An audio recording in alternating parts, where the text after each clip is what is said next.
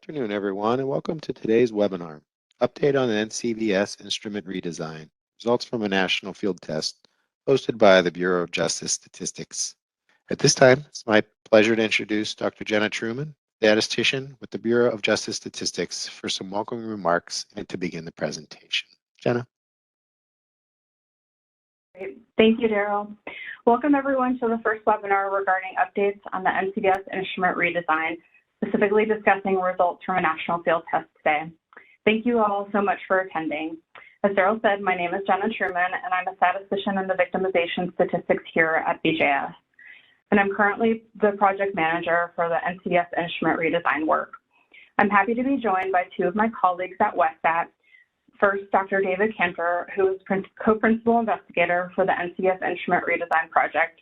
He's a doctorate in sociology and is a vice president and senior fellow in the statistics unit at WESTAT. He has more than 40 years of experience in designing surveys and evaluating the impact of social policy in the areas of crime and population, risks of victimization, unemployment and crime, and drug use and offending. He's been part of the redesign and development of NCVS since the first redesign in 1992, and over the last 10 years, his NCVS-related research has been on using alternative modes and methods to improve the collection of rape and sexual assault data for the NCVS. And we're also joined by Sherm Edwards, who is the project director and then co-principal investigator for the NCVS instrument redesign project. He's a survey methodologist and manager at WESTAT with 45 years experience in the design, conduct, and analysis of social science surveys.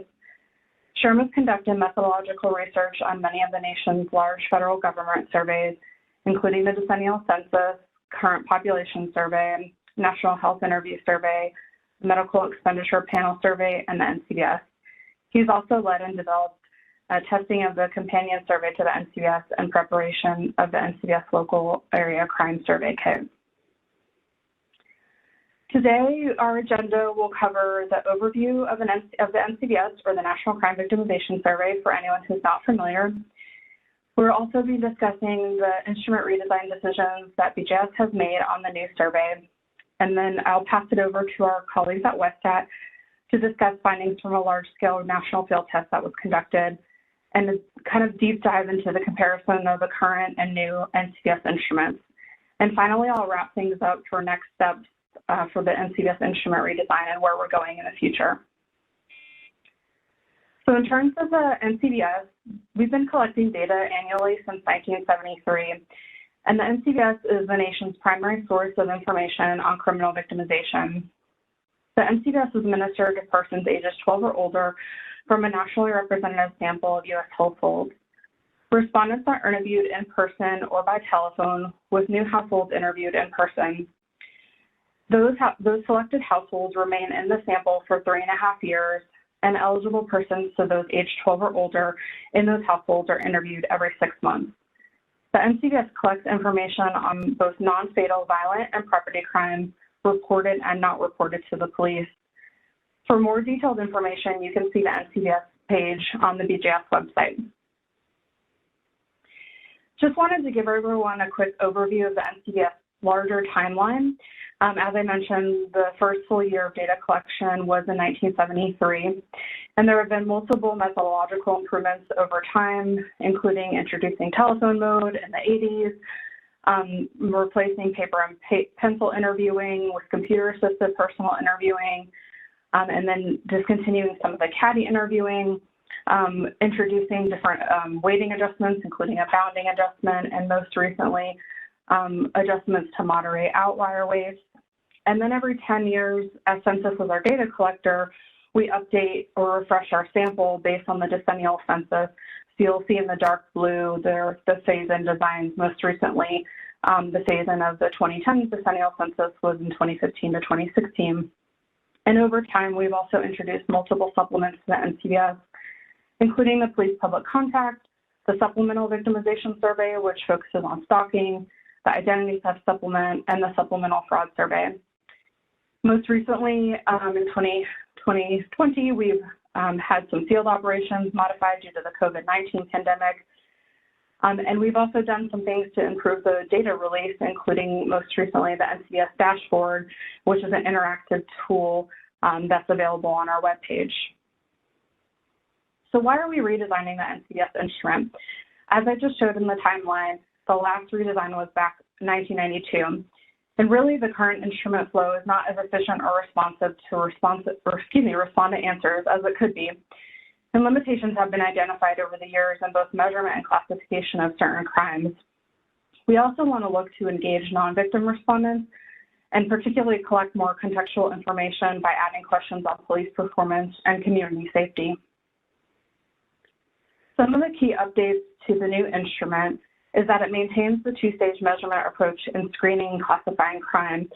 So we are screening for crimes and then asking more details in the crime incident report, or CIR. It features updated crime screening questions, which improve the quality of information collected and allow for more efficient flow through the crime incident report. The instrument also collects expanded information on victimization incidents and victim help seeking, and it introduces non-crime questions on police performance and community safety. In terms of the flow of the new NCVS instrument, it still will begin with a household roster, rostering everyone in the household, which will lead into some person characteristics, and from there, a rotation of either the police performance or community safety measures. After those measures are completed, they will go into the victimization screener, and if the respondent reports any incidents, they will go into the crime incident report. If there are multiple incidents that they've reported, they will filter back through to the crime incident report. And once that's completed, they will then move on to the additional person and household characteristics at the end of the instrument. If they didn't have any incidents reports, the respondent will go straight into the additional household and person characteristics. For the victimization screener flow, we've made some changes to that. So there are multiple screeners similar to the current instrument, which include theft, motor vehicle theft, break-in, vandalism, attack, unwanted sexual contact, and a catch-all to identify any crimes that they may not have already reported. If they said yes to the screener, it asks how many times.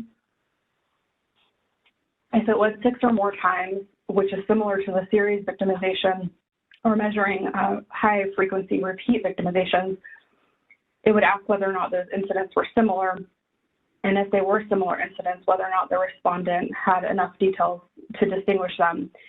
And this is similar to something like an intimate partner violence attacks. If the respondent experienced multiple attacks, they may not be able to identify or have details about each of those to distinguish and answer about each of them in the CIR. So this is the degrees burden and only answer about the most recent incident. From there, we would date the incidents, collecting the month and the year, and then ask about whether or not the incident was part of any other. And if it was part of another incident, which one? From there, we would be collecting a short incident description, and that short incident description helps the interviewer identify that incident as they go through the CIR. One of the things that we tested in the field test was a different version of the instrument, in the screener in particular. So in the current NCVS, the screeners are asked one after another. And in this example on the screen, the respondent was reporting that an item was stolen during a break-in. In the current NCVS, they would answer yes to the item stolen screener, and then the break-in screener specifically says that other than any incidents already mentioned, was there a break-in? And they would answer no, because they've already reported it in the theft screener. So going into the CIR, we only know that something was stolen. In the field test, in the Redesign NCVS instrument, we tested 2 versions, interleaved and non-interleaved. In the interleaved version, they reported that an item was stolen, and directly after that, we would ask whether or not that there was a break-in as a part of that incident, which they would respond yes. And as a part of that incident, was there an attack, which they would have responded no. In the non-interleaved version, similarly, they would have reported the item stolen in the theft screener, and then would have said yes to the break-in screener, and then the the incidents were then duplicated together. So was this a part of another incident? And they would have said yes, that it was the same incident. So in the Redesign instrument going into the CIR, we know that something was stolen and that there was a break-in. Other updates to the victimization screener include separating screening probes into shorter examples with yes/no responses in each screener series, revising additional probe content for each of the screeners, and using more behaviorally specific language and expanding the screening probes specifically for rape or sexual assault. As I mentioned earlier, we've also are adding vandalism as a crime screener. So the example of the yes/no here on the screen is a current attack screener, and so on the left is the current version, and on the right is the redesigned version. And so you'll see in the current version, the question reads essentially, has anyone attacked or threatened you in any of these ways? And then reads all the cues. So with any weapon, with anything like a baseball bat, by something thrown, so on and so forth. And then the interviewer collects a yes/no at the end of that entire screener. Whereas in the redesigned version, it asks about physical attacks, and then if anyone attacked or tried to attack you with a weapon, for instance, a gun or knife, and then the interviewer will pause and collect a yes/no right there. So again, rather than reading a whole list of the cues and maybe the respondent forgetting, we're collecting that yes/no and kind of slowing the interview down and getting a yes/no at each of them. In terms of updates to the crime incident report, the new instrument is improving the use, as I mentioned, of the victimization screener really to drive the questions asked in the CIR. So in the current NCVS, the majority, if not all of the CIR questions are asked of all respondents. And so the redesign instrument really tries to use the detailed information that we're already collecting in the screener to only ask the questions that we really need to know to use to classify the types of crimes that respondents may have experienced. The new instrument also revised items to improve the measurement of some key NCVS concepts, which include the incident location and presence of a respondent during the incident. And similar to the screener, we're also increasing information collected about rape or sexual assault incidents and expanding measures of victim experiences, including use of victim services, satisfaction with police response, and consequences of victimization. As I mentioned, one of our other key things that we're implementing is engaging respondents who have no crimes to report. And so we will be adding 2 new periodic modules, one on police performance, which will measure contact with police and opinions about police performance, and another module on community safety, which will measure indicators of community issues related to crime and neighborhood safety. These questions will be asked of all respondents, and we'll rotate the administration of the questions. So the police questions would be asked in January and June, and the community questions would be asked in July through December. So this allows us to collect this annually and ideally report on it on an annual basis. The items, again, are meant to engage respondents who have no crimes to report, because something we hear pretty frequently, especially because it is a panel survey from respondents who don't have any crimes to report, is that they may not want to participate. And so these questions are meant to engage and give them additional questions to answer. And the measures also will have utility for small area estimation and really understanding the patterns of reporting to police. So now I'm going to turn it over to my colleague Sherm at WestStat to talk about the key field test findings. Thanks, Jenna. So the first set of slides that we're going to show here are findings that are available on the BJS website in the what we call the top line report, and the full title is at the bottom of the screen. But when we did the field test, starting in October of 2019 and going through March of 2020, we had a national sample of households in the contiguous United States. And we essentially replicated the time and sample 1 interview pattern for the NCVS. There was only one wave of interviewing. The household roster and most of the person interviews were conducted in person. In a few cases, we did telephone interviews with respondents other than the household respondent. We increased the reference period from 6 months, which is in the current NCVS, to the last 12 months, so we would have more incidents for our analysis. As Jenna mentioned, we assigned households to one of 3 treatments. The current NCVS, where we use the Census BLES program with a couple of updates, for example, to change the reference period. And then 2 versions of the redesigned questionnaire, which we called Condition 2, the interleaved and the non-interleaved versions, as Jenna described.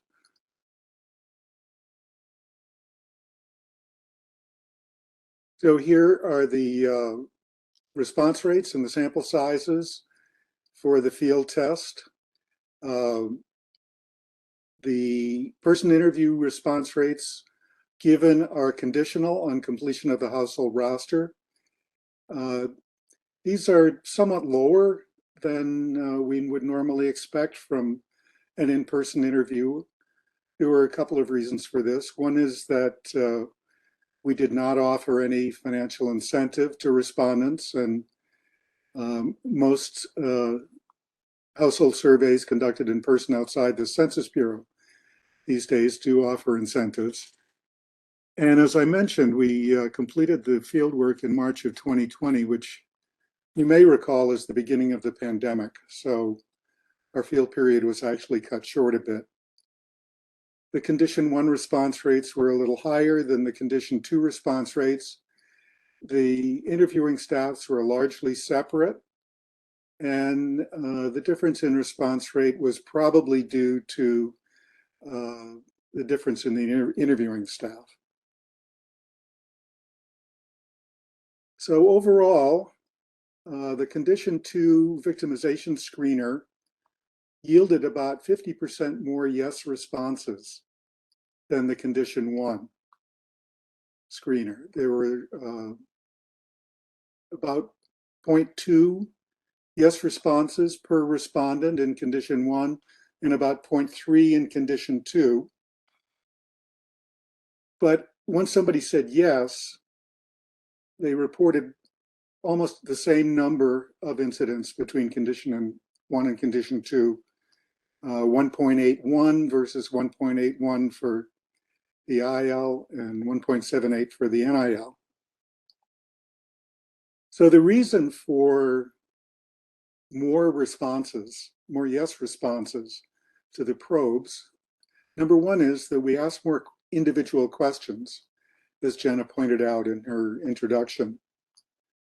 And it may also be that the periodic modules which preceded the victimization screener helped to jog recall and increase respondent motivation. So here are the estimates from the field test for violent crime. Condition 1 is the lightest color on top, and then Condition 2 IL and Condition 2 NIL, the darkest on the bottom. Overall, both Condition 1 treatments had higher estimate of rates than did Condition 1, but only the non-interleaved was statistically significant. And there were some differences also at the type of crime level, more robberies in the NIL, and more simple assaults in the IL versus both the NIL and and Condition 1. There is one significance flag here missing. So to summarize what happened with violent crime, Condition 2, the rates were generally higher than Condition 1, and some were statistically significant.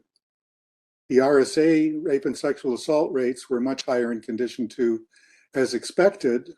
These differences were not significant because of the relatively small number of such incidents. The robbery rates were much higher in the NIL treatment than in either condition 1 or condition 2 IL, interleaved. And this is due to the extra follow-up probes in the NIL version. Jenna described how the probes were structured within the screener, but at the beginning of the CIR, the NIL included a series of follow-up probes for each of the incidents that was reported in the screener. And there were more of them overall than there were in condition 2. So the simple assault rate being higher in condition 2 than in condition 1. This was really with the interleaved, and there were a couple of reasons for this. First of all, it seemed that the condition 2 respondents were reporting more sort of less memorable or less serious incidents than those in condition 1. And in the non-interleaved version, because of the extra probes, there were more sort of complex crimes like robbery, which involved both an attack and a theft or an attempted theft. So here are the rates for the property crimes. And again, the total is higher for both condition 2 treatments and significantly higher in both cases than condition 1. It's largely driven by differences in other theft, which is anything other than motor vehicle theft or burglary, and also in motor vehicle theft. So there were a couple of reasons for the motor vehicle theft difference which includes both completed and attempted motor vehicle theft. It turns out that the specifications for assigning type of crime codes were somewhat different than what actually happened in the condition 1 questionnaire. So if somebody reported something stolen in the CIR, there was no follow-up for an attempted theft. But in the specifications for assigning type of crime codes, attempted motor vehicle theft would have higher priority than a theft.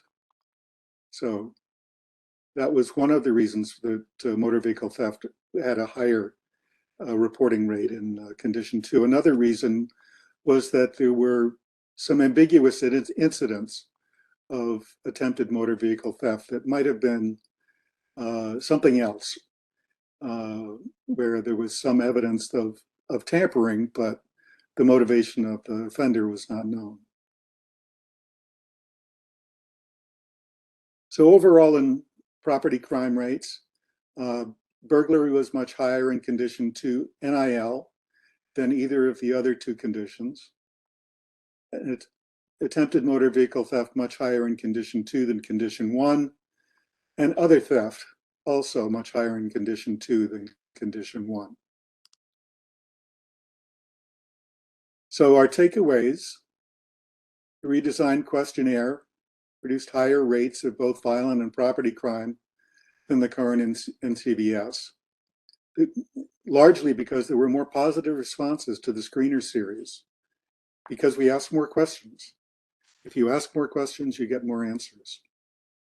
The differences were most pronounced in less memorable events, such as simple assault and other theft. Between the condition 2 IL and NIL, the NIL yielded higher rates of complex crimes, such as robbery and burglary, in either condition 1 or condition 2 IL. And again, attributed to there being more follow-up probes to identify these more complex crimes.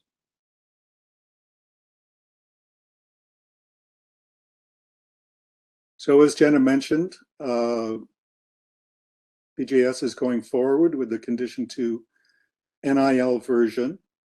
Condition 2 outperformed condition 1. Not only were there more incidents reported, but the incidents that were reported proved to be NCVS crimes at a comparable rate.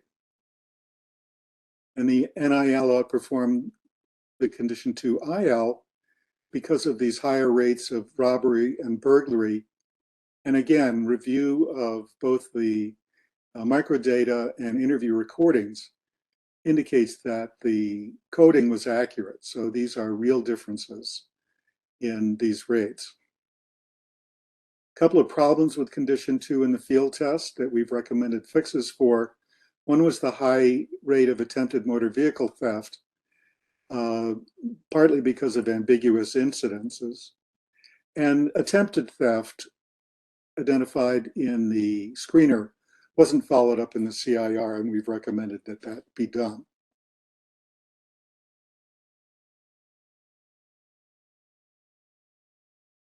I've already pretty much covered this. The recommendations are to continue with the NIL treatment.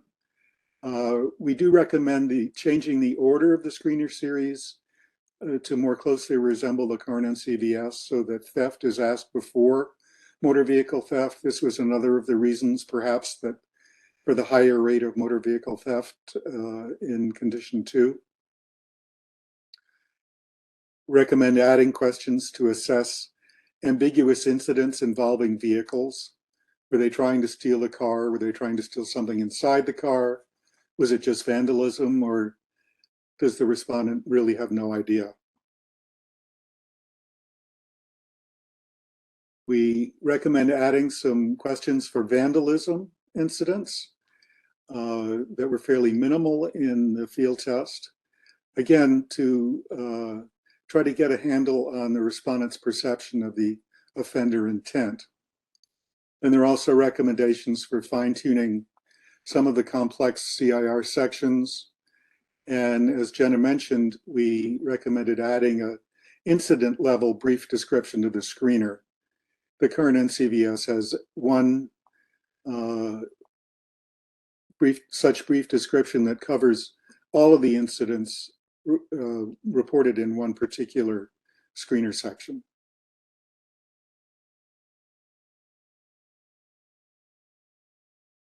And we'll talk about some of the differences between the current and redesigned questionnaire, starting with the victimization screener. The current NCVS has 9 screener series, and these are partly arranged by the type of crime, but some include both, for example, attack and theft. Each of the series has 3 questions. Essentially, did any of the incidents of this type happen to you? Excuse me, how many times? And what happened? This is the brief description. There are a total of 39 cues across all of these screener series, and each of these cues has multiple examples. And I'll show you in a minute what I mean by cues, and Jenna gave an example earlier.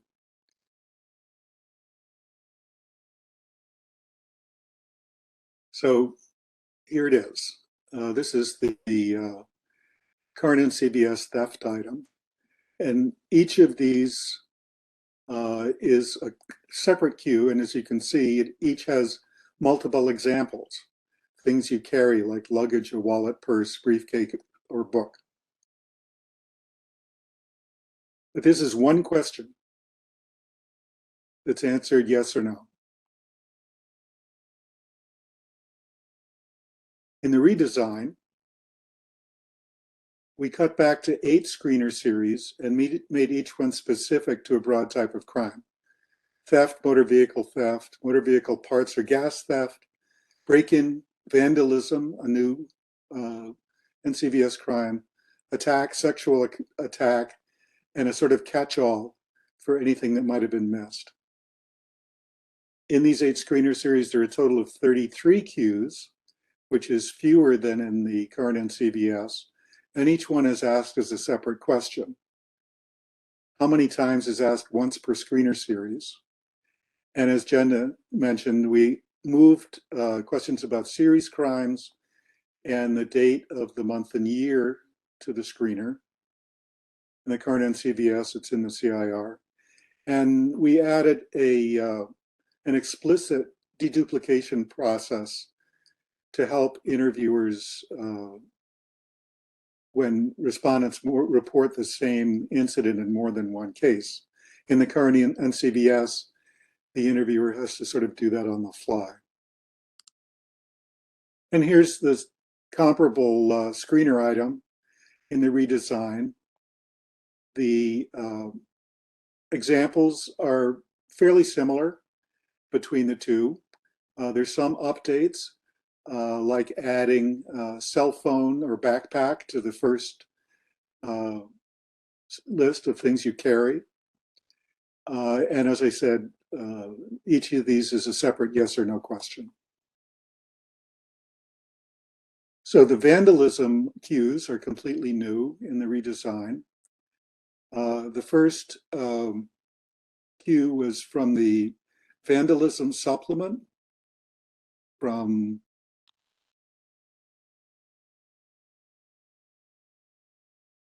2007. And then we also added a second cue. In the past 6 months, did somebody deliberately or injure or kill an animal, such as a pet or livestock that belonged to you or someone you lived with? And this first cue, or these two cues together, essentially provide the definition of vandalism. All right, at this point, I'm going to turn it over to David. Thank you, Sharon. Okay, I want to get to the right place. Okay. So I'll talk a little bit about the rape and sexual assault screener items, which, as Sharon mentioned, were explicitly subject to some redesign. This is the current redesign question. So incidents involving force or unwanted sexual acts are often difficult to talk about. Have you been forced or coerced to engage in unwanted sexual activity by, and then it lists various people. There's been a lot of research on measuring rape and sexual assault, and a lot of the research points towards trying to be a bit more explicit about what types of behaviors and tactics are involved in unwanted sexual contact, and do those behaviors and tactics rise to the level of a rape or sexual assault as the law defines and as BJS would define it. So for BJS's purposes, rape or sexual assault have to involve two things. One is the behavior, which is the unwanted sexual contact, and that could be in the form of penetration or some other kind of unwanted contact of a sexual area. And it also would involve some sort of tactic, and the tactics would involve physical force, threat of physical force, or threat of physical force to someone else. And whether someone is under the influence of alcohol or drugs, whether they blacked out or unconscious. So this last criteria, this last tactic, had not been included in the NCVS in the past, and laws have been changing since the NCVS had last redesigned. So these were also incorporated into the definition of rape and sexual assault in the screener. So for purposes of the screener, we used some of the research that BJS has been doing over the last 20 years on this topic. And so we gave an explicit definition of what we mean by unwanted sexual contact at the beginning. And this is that introduction. So sexual contact includes touching of your sexual body parts or any type of sexual penetration with a body part or object. It also includes making you touch or penetrate someone else. And then it goes on to list who could do this. And it could be basically anybody, to emphasize the fact that it could be a stranger or a non-stranger. So after that introduction, the screener asks 4 questions. One is just on basic touching, grabbing, or kissing. And then it goes into several different types of tactics that might have been included when someone experienced some sort of unwanted sexual contact. So this second question has to do with force and defines what force means. Whether someone threatened to physically hurt you or someone close to you if you did not have sexual contact. And then the last One has to do with while you were passed out, unconscious, asleep, or unable to consent because you were drunk or high. So these provide a much more explicit definition of what is intended for the collection. And as Sherm showed some of the results from the field test, this did have an effect on how many incidents were eventually classified as a rape or a sexual assault. We'll talk about it in a minute on how these definitions were more explicitly asked about on the crime incident report. So if once someone said yes to one of these questions in the screener, they went to the section on rape and sexual assault in the crime incident report, and a series of questions were asked to see exactly what happened and whether it meets the definition of what the BGS want to classify as an RSA. So that's the screener. There were several, as Jenna mentioned, there were several other questions that were added to the beginning of the interview and even at the end of the interview that were asked of everybody. So there are these new periodic modules that are going to be administered. And as Jenna mentioned, the modules were put there for a couple of different reasons, one of which was to collect more data that's of interest to users and to policymakers. That data could be in the form of looking at overall trends, as well as maybe collecting small area estimates, generating small area estimates. And then the second was to also peak or to get respondent interest in the survey. So especially as a panel survey, most people don't report a crime, as you could see from Sherm's numbers from the field test. 20% of the people or 30% of the people, depending on the version, said a yes to a screener question, and the other 70 or 80% are done. And so the goal of these modules is to try to get people's interest, something that people would be interested in answering. So the first set of questions were on police performance, and this is from a recommendation from the crime indicators work group that BJS convened of different policymakers a number of years ago. They recommended trying to collect data on police performance. And as I said before, the goal here was to track these measures over time, as well as generate some small area estimates. So the redesign worked with a technical review panel, and the technical review panel had a number of experts in different areas of crime and criminology, and the TRP helped sort of forge these measures. Wes Scogan from Northwestern University was one of the main contributors to this. And so the police performance questions have basically two pieces, one of which is contacts with the police, and the other are measures of police efficacy. So the contacts with the police were asked and were based partly on the police public contact supplement that BJS administers on a periodic basis. And then so this would include, have they called the police in the last 12 months? Have they been stopped by the police, maybe as part of a traffic stop? There are 5 or 6 questions like this. And then once they're administered those questions, there are questions about police efficacy. And these questions are based on a couple of different dimensions, based on procedural justice and overall evaluation of the police. Things like the quality of decision-making. So for example, the time and attention police pay when they stop a citizen. Neutrality, do they treat people fairly? Quality of interpersonal treatment, such as respect and trust, and something called distributed fairness. So how effective are the police at crime prevention? And then overall, how do you feel the police were, how effective do you feel the police are in your local area? The second piece, the second module is on community safety. And again, this was based on recommendations from the work group and a literature review. And the community safety questions are based on 3 basic ideas. One is fear of crime, where we ask people about being mugged or robbed in their local area, or having something stolen from them inside your home, among other things.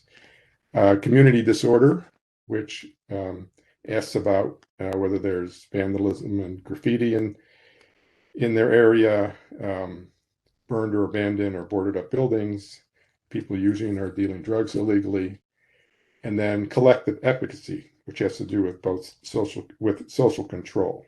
So if something bad is happening in your area, how likely is it that someone's going to point this out? And again, the whole idea behind these measures is to track these measures over time, as well as especially the community safety measures, is provide an additional set of predictors that people can use in looking at victimization risk. And it provides some of those context variables that Jenna mentioned at the very beginning. In addition to these, we also added a few new predictor items. One of the big comments we get on that BJS gets on the NCVS is that, there aren't any predictors. We can't, there's a lot of data here, but we don't have a lot to predict. So we did add a few. Among those that we had at the individual level had to do with periods of homelessness. We're collecting more details on employment and periods of unemployment, disabilities, physical and emotional limitations, and cohabitation. So not only asking about if you're married, but if you're living with someone you're not married to. And that can be especially important for things like assault and sexual assault. And then at the household level, we're asking about receipt of public assistance and income insecurity. Okay, so those are the questions that all respondents are asked. As many of you, I'm sure, are familiar with the NCBS, the two-stage measurement. If they say yes to a screener question about a particular incident, then they are asked to answer questions about that incident in what we call the crime incident report. So if someone reports 3 incidents, they're going to get administered questions on the 3 times using the crime incident report. And as both Jenna and Sher mentioned, the crime incident report is now a little bit more targeted than it used to be. So based on what they reported on the screener, they get certain questions on the CIR. But if they don't mention a theft, for example, in the screener, then they're not asked the theft questions, because that was always seen as very redundant for people. They've already said they didn't have anything stolen, so why are you asking us this thing on the CIR? So the CIR is a bit more targeted, and I'll talk a little bit about the rape and sexual assault section. So in the old NCBS, there really wasn't a section specifically on rape and sexual assault. To be classified as a rape or sexual assault, you had to answer a series of open-ended questions, which asked things like what actually happened, how were you threatened, and how were you attacked. And in order to be classified as a rape or a sexual assault, the respondent would need to describe it in response to these questions and go into one of the pre-coded categories that the interviewer is filling out when they're filling out these. These are open-ended questions, but these have a list of categories that the interviewer is coding into as they're getting a response. If the respondent reported something like rape, tried to rape, verbal threat of rape, or unwanted sexual contact, then they're asked some follow-up questions, one of which is, you mentioned some type of unwanted sexual contact with force. Do you mean forced or coerced sexual intercourse, including attempts? And if they say no to this, then it's not, at least it's not classified as a rape. The redesigned version of this is first to have a separate section on this. And in this section, we ask some very detailed and explicit questions about the offender's behavior, such as the type and direction of the penetration and what other kinds of unwanted sexual contact occurred. And once the type of behavior is established in answering those questions, then they're asked specific questions about the tactics. So they're asked about the use of the threat of force, actual force, whether the person was blacked out or unconscious or unable to consent while drunk or high.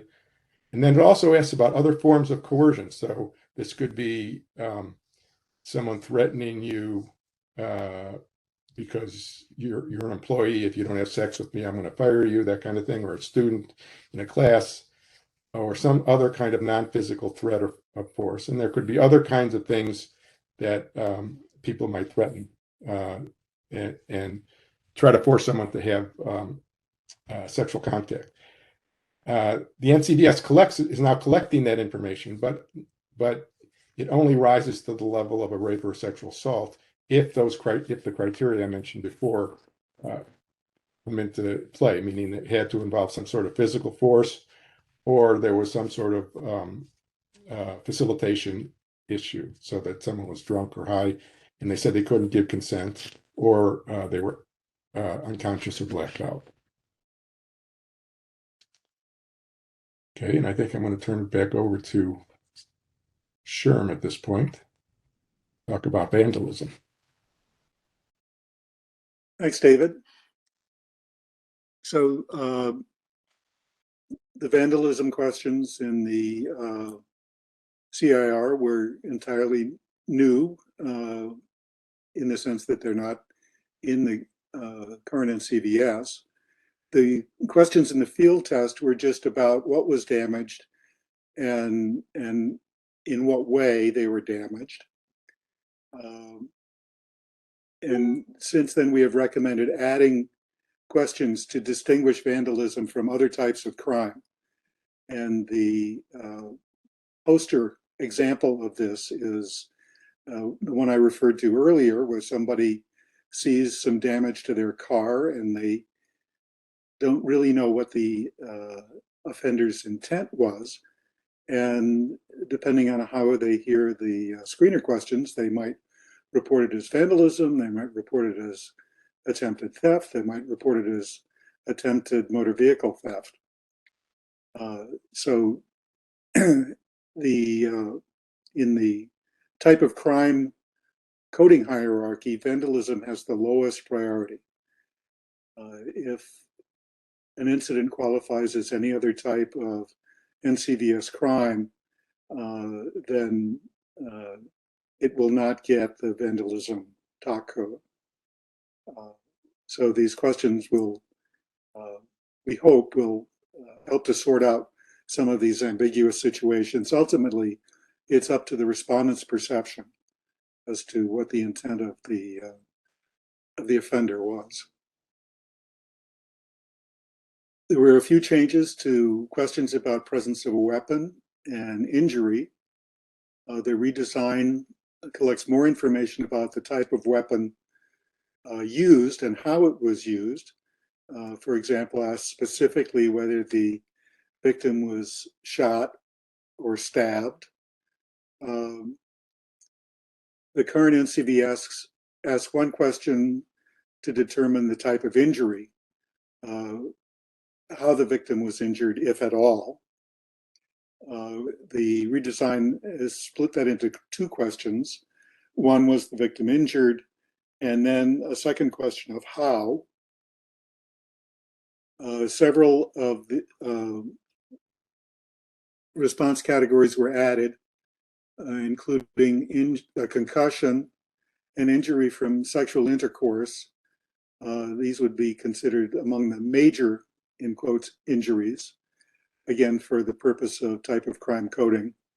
Since gunshot and stabbing and rape were collected in other places, those were dropped from the list that is in the current NCVS. And then the category in the current NCVS, minor injuries, is expanded to include specific kinds of minor injuries. So there were a few changes, fairly minor, to the victim-offender relationship. The most important was to try to collect a little more detail on what kind of intimate partner was involved in this incident. And then there were some new questions added for the question about your connection to the person. Was asked if the respondent might be able to recognize the offender, or said that they knew them by sight only, which don't currently get the relationship question. And then, had you ever lived with this person? was asked if the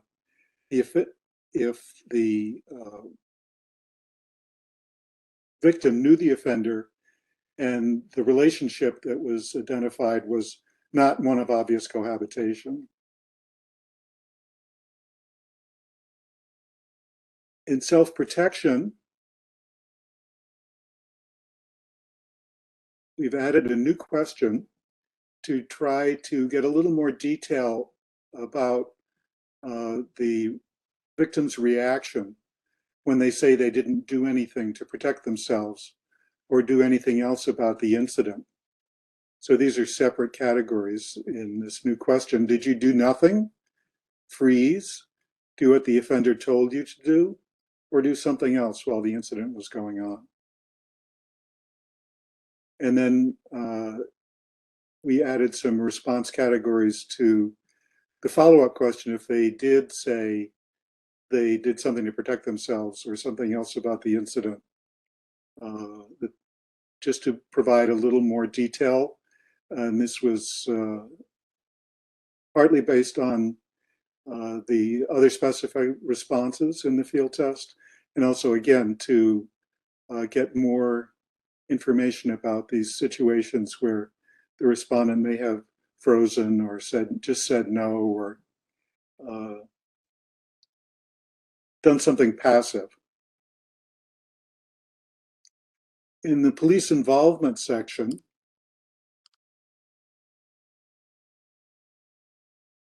there were added questions and dropped questions. The added questions focus on how the victim felt about the way the police handled the incident.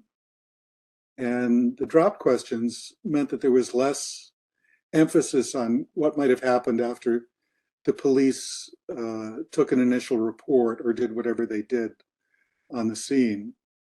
So these are the added questions about the respondent's perceptions of how the police handled the incident. Also, did you tell the police that you believe that the incident was a hate crime? How did you notify the police? Did you call them? Did you go to the police station? And so on. And how long during the incident or how long after the incident were the police first contacted? Then the opinion questions start with satisfaction with the phone report. If the police didn't come when they were contacted, did the respondent believe they should have come? How satisfied were they with the time it took the police to get there? That replaced a question about actually how long did it take? Did the police tell you how long it would take to get there? For youth respondents, did anyone report the incident to a school official or school resource officer? And then these questions are sort of tied to the periodic module that David talked about. How respectfully did the police treat you? And so on. And then two final questions. At the time, did you consider this incident to be a crime? And now looking back, do you consider this incident to be a crime?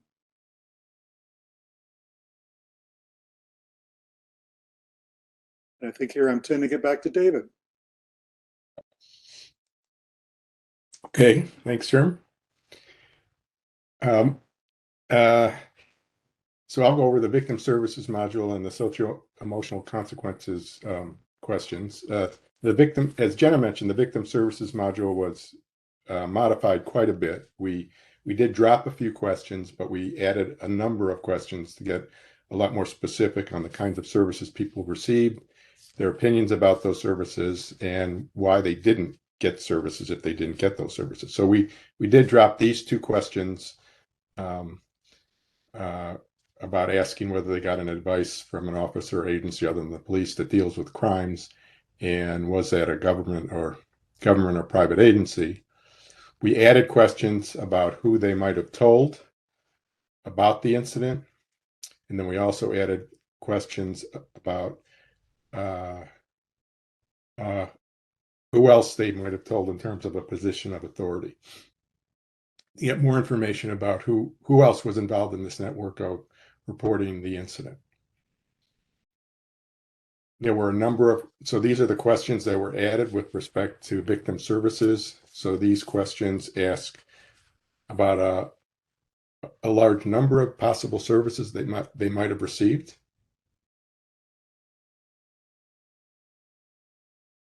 Hotline, counseling, legal help or assistance, you can see, and these parenthetical or bracketed are contingent on whether they had reported something in the prior part of the interview that would indicate that they went to one of these, they might have gone to one of these things. We asked about their satisfaction if they reported something that they did get one of those particular services. We asked about their satisfaction with that particular service. And if they said they didn't get any services, then we asked them if they wanted services but couldn't get it, and if they did want it, we indicate, whether or not a list of reasons. There's a list of 10 reasons why they did not get any services. In terms of socio-emotional consequences, we changed these questions. We were looking to try to cut some information. I think for those of you familiar with the NCVS, you'll see we didn't cut as much as I think we wanted to, but some of the questions we cut had to do with socio-emotional consequences because we didn't see them being used as extensively as merited on the questionnaire. There's quite a bit of space for them. So we replaced this question about did you feel any of the following ways for a month or more with a similar question with a slightly different set of symptoms or reactions, and we also made the reference period a bit more refined. So this one asked for a month or more, and this divides it into this less than a month or a month or longer. So it gives more precise information.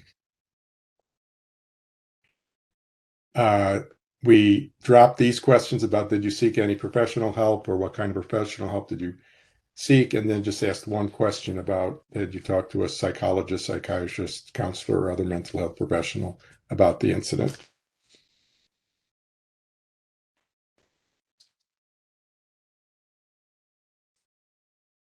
And then we simplified some of the wording for these questions. So did a victim of this crime lead you to have significant problems with your job, schoolwork, or whatever? We replaced it with this question, as well as this initial NCVS question, the 36B, where we simplified it as worded here in the last question on the slide.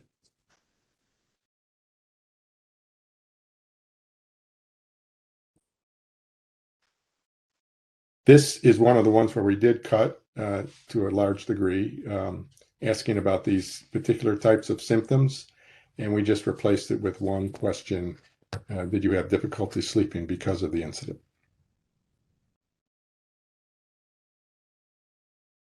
And we added these questions about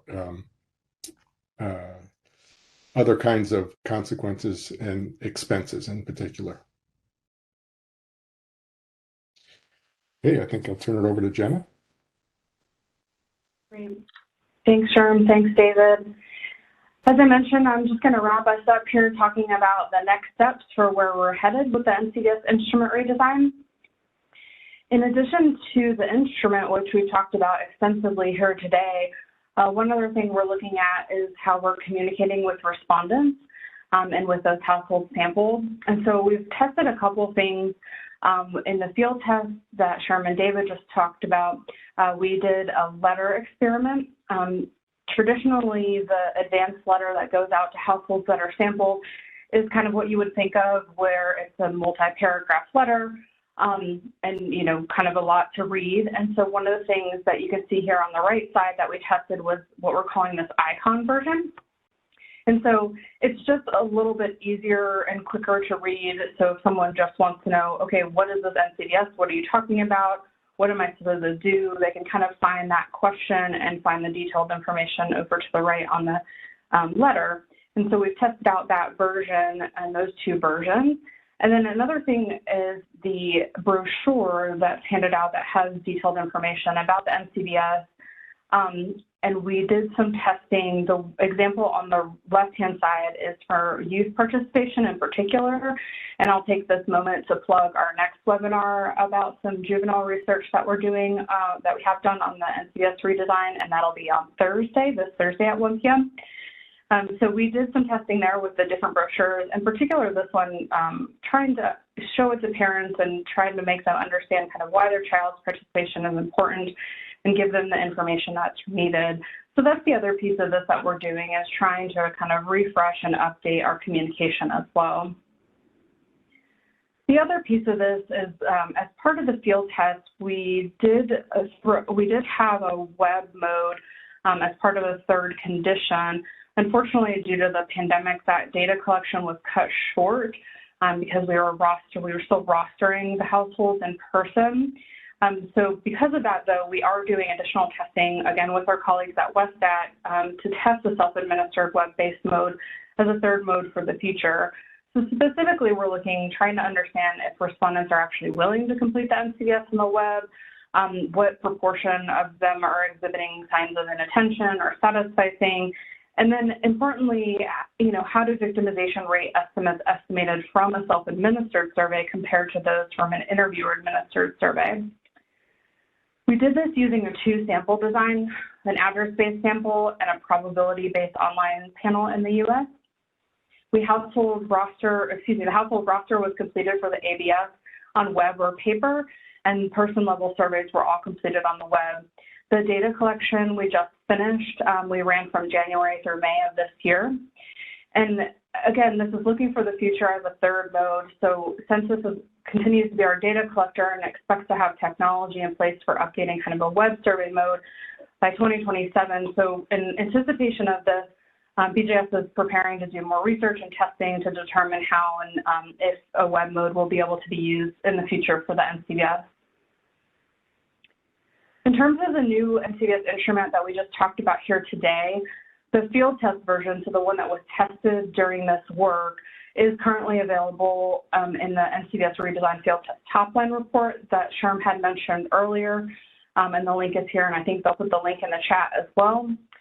In terms of the post-field test version, so the changes that we've made since the field test based on recommendations from WestStat, and those are things that both David and Sherm talked about here today, will be released during the next phase of testing, so keep a lookout for that.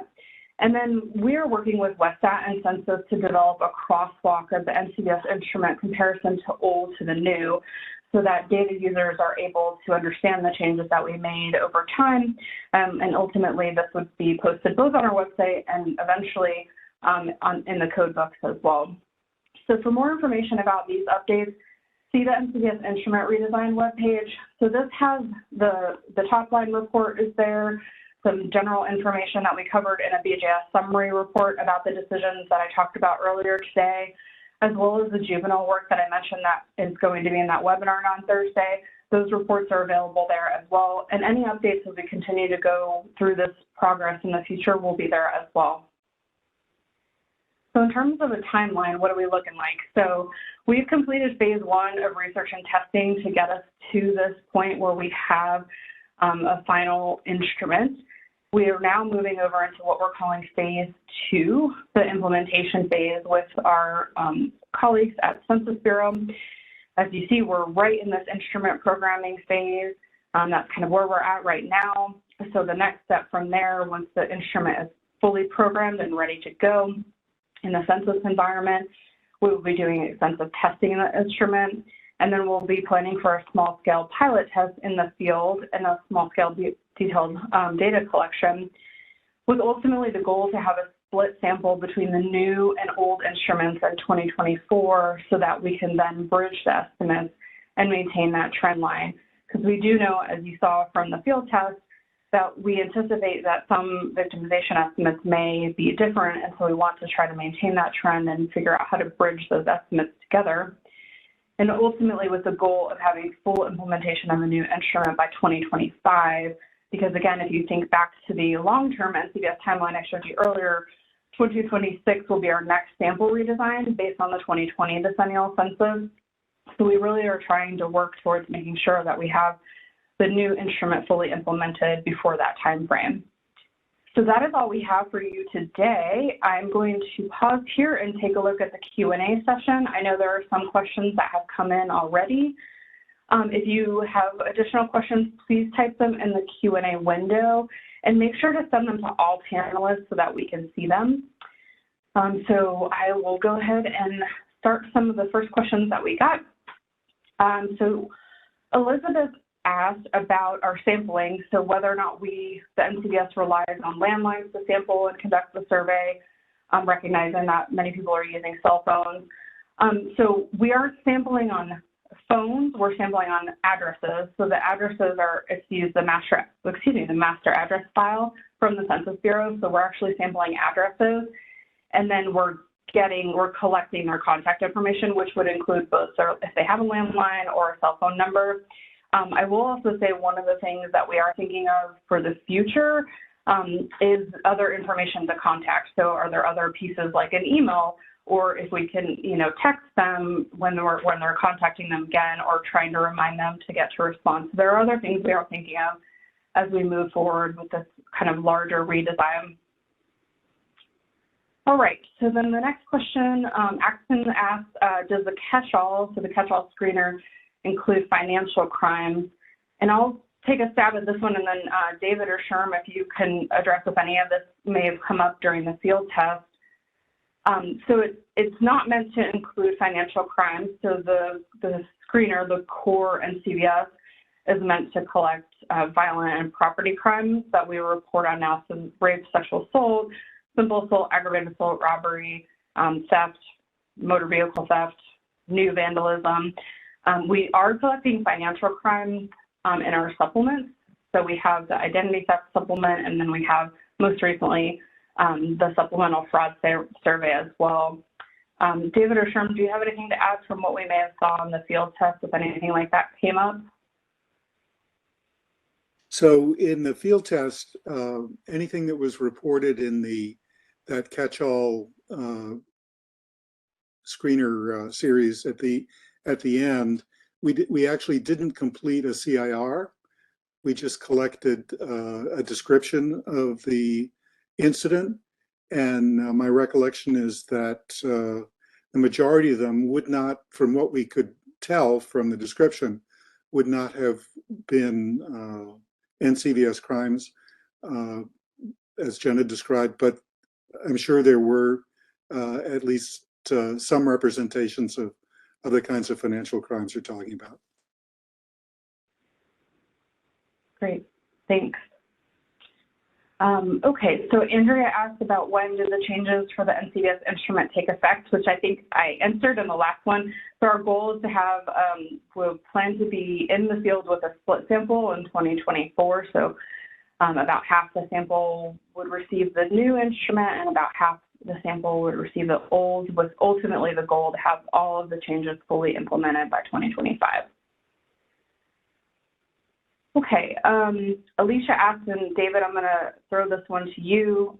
When providing the prompt for distinguishing force versus coercion, what is the working definition provided to sample determine if coercion was present? Could both co-occur? Yeah, they could co-occur. And so the questions are just very specific. So one question is, did they use physical force to do this? And the coercion question is specifically asking about, did they use some sort of non-physical force to do this, such as threatening your job or offering you rewards for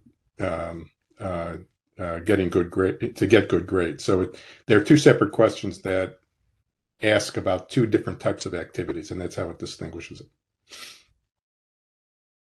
Okay, thank you. They could answer both questions, and so they could say yes to both. But if they say yes to both, it would be defined as physical force.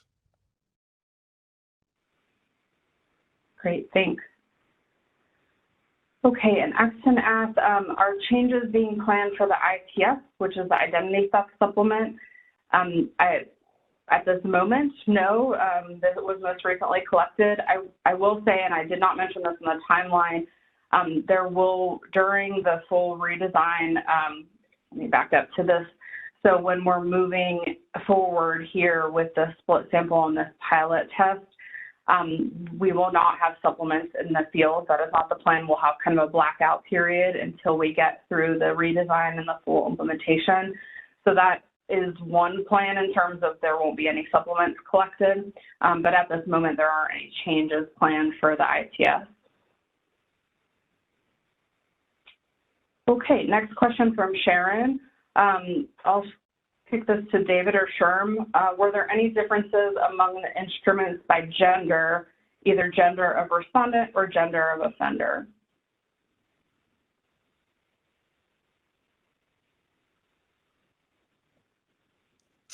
I don't know if we looked at that carefully, the rates between by particular personal characteristics, but Sherm might remember those tables better than I do. Yeah, what's in the top line, I think that we looked at the achieved sample to look for sources of bias, and did not find any issues with gender representation. And we're currently working on some analyses that'll be published before too long that will look at some of these issues in a little more detail, including by person characteristics. Great, thanks. Okay, so Grace asked, will the questionnaire crosswalk include changes to how crimes are classified in the NCVS? And I'll take that one, and Sherm or David, feel free to jump in. But yeah, that's the plan. So the crosswalk is planned to track not only the questions, but then the classification over time. Well, not necessarily over time, but you'd be able to compare the old to the new type of crime classification. And in the top line report that we've mentioned here, and that's linked in these slides, and I believe they put it in the chat as well, there is the type of crime hierarchy is in one of the appendices. Sherm or David, if you remember, I want to say it's Appendix 5, and it has both what is Condition 1, so the current NCVS, versus Condition 2, the redesigned NCVS. As we're looking at the data, we are analyzing that, and we'll have additional recommendations, but that'll eventually be available on that NCVS instrument redesign webpage as well. Okay, Helen asks, can you speak to updates, if there are any, to how NCVS collects data on hate crime victimization? Yes, so that is one area that we did focus and make edits to. We didn't dig into all the details of the CIR in the session today, but I'll put two plugs in, one for the top line report that has kind of some discussion and the instrument that was tested in the field. And then two, we did some additional research with our colleagues at RTI, and the report specifically related on hate crime victimization, and that report is on that NCVS instrument redesign webpage. So it's available there as well. And that informed ultimately where we went with the instrument. And when the next version of the instrument is posted with our kind of next piece of the pilot test research that we're doing, you'll see kind of the final questions there. Okay, let's see. What does the redesigned instrument mean for crime estimates? And David or Sherm, I don't know if you want to jump in here. I think from the field test, we can see that potentially we anticipate there will be some differences between the estimates we're getting and currently getting now versus the estimates we would collect with the redesigned instrument, in particular for rape and sexual assault, because we have made so many changes. I think part of that is why we're pushing to do the split sample so that we can bridge the two estimates and try to maintain that trend over time. I don't know, David or Sherm, if you have anything else to add there. Yeah, I think if the field test is any indication, the rates are likely to go up. But the one thing we have to caveat it with, as Jenna was saying, with the overlap, we'll see how this performs, after the second and the third interview. So, most of the NCVS interviews are done as part of the panel where people have already been visited at least once. And so we don't have a good comparison of the instruments at that point. So stay tuned for that, I think. Yeah, and another issue that might affect how it transfers from the field test to the production is what's called house effects. That when these kinds of things have been done in the past, the rates that other organizations get tend to be different from what the census gets. That's really pretty much true of any survey that is done by different organizations. That can be significant house effects. Right. Yep, and definitely why we're doing more testing with census too before we go through full implementation. Okay, thank you for all the great questions. Andrea, you're a current field rep. Thank you so much. And so Andrea is asking if there's any opportunities to provide feedback or on testing. And I certainly think, yeah, I mean, feel free to reach out if anyone has kind of feedback or questions at our it's askbjs@usdoj.gov or directly to me. We are certainly thinking about, I think, as we go to the future, thinking about how to engage both our kind of stakeholders, our data user community, our field representatives, our census community, engaging everyone to kind of keep everyone informed and get feedback. In particular, these things like the respondent communication. And I think that that's part of some of the changes that we've made to the instrument have been from listening to our field representatives at census and understanding how the instrument works for them in the field and how to improve things. So those are all things that we're thinking about over the future. So thank you, Andrea. All right, so Rachel asked for this question: for the reasons why a victim may not receive services outside of the police, is lack of accommodations for individuals with disabilities one of those 10 options? I don't have let's see if I can find the question. I think that might have been there, or if it's not, it would come up in the other. David or Sherm, do you remember offhand? Because I don't have it right in front of me. You didn't know what help was available. You didn't have transportation or childcare. You could not take time off from work or school. You didn't want to get the offender in trouble. You were worried about the consequences of yourself and your family. You didn't feel the services were appropriate to meet your needs. And you could not apply for or could not receive services because of a physical, mental, or emotional condition. The services were not available in your language, and then there's an other specify. Okay. So yeah, so it should be covered with the not able to for physical, mental, or if they want, there's the other specify. So they could write in that response, or they could tell the interviewer, and the interviewer would write in that response as well. So we are covering that. Thank you for checking, David. Peter has a question about what, if any, qualitative research was conducted prior to the field test. For example, exploratory discovery work or cognitive question testing. And David or Sherm, I'll let you chime in here. Sure. Yeah, we did a number of rounds of cognitive testing on several of the parts of the CIR that were significantly changed, and also on the screener. We also did some usability testing for the self-administered version that Jenna mentioned. And then we did some formative research as well with web panels for example, to collect people's ideas about sort of what comes to mind when we ask you about crime.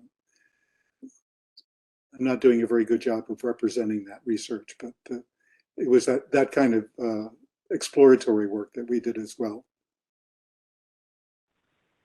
Yeah. And I will also, so in addition to the top line report that we've released, we're also going to be releasing a methodology report that'll talk more in detail about those types of research that was done to get us to this point, to the field test. So again, be on the lookout. Anything that is released will be posted on that NCVS Instrument Redesign webpage. All right, one other question Susanna asked, will it still be possible to compare rates of crime over time after the redesign? That is certainly our hope, and that is our goal, is to be able to maintain that trend. As we've all kind of talked about here, you know, we know that there are likely going to be changes based on the edits that we've made to the instrument in terms of the level of victimization estimates we anticipate, but that is part of why we're doing what we can to work towards the split sample to be able to bridge the estimates when we do release after the full kind of redesign in 2025. So that is the goal, is to be able to compare estimates over time. All right, I'm just checking through one last time. If anyone didn't get it, or if anyone has any other questions, you can email us at askbjs@usdoj.gov, and they can direct it to me directly. I'm looking, I don't see any other, I think we've got every other question answered. So if there aren't any other questions, again, I just want to thank everyone for attending today. We really appreciate you taking the time out of your day. We were very excited to be able to share this information with you. Again, if you have questions, please reach out. Continue to check our webpage as we'll post updates there, and be on the lookout for additional research as we release it. And as Tammy just posted in the chat, this was recorded, and the slides and the transcript and recording will all be posted on the BJS website once everything is up to date. So again, thank you so much for your time today, and everyone take good care.